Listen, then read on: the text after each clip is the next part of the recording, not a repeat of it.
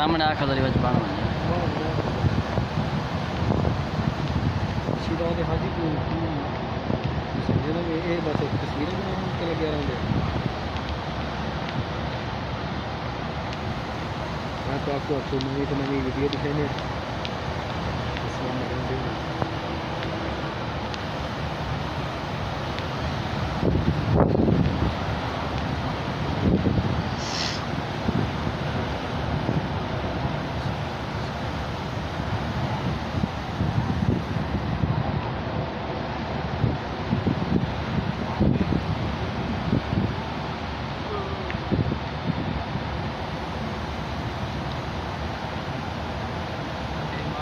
सारे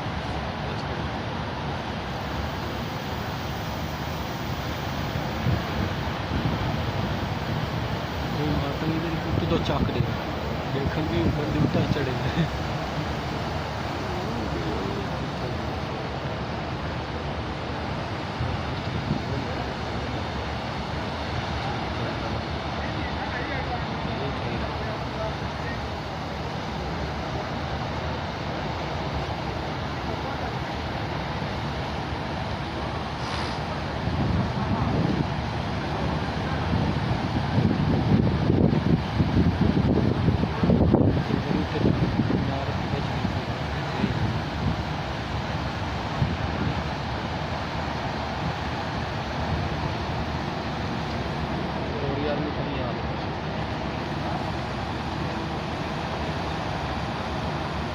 Teşekkür ederim.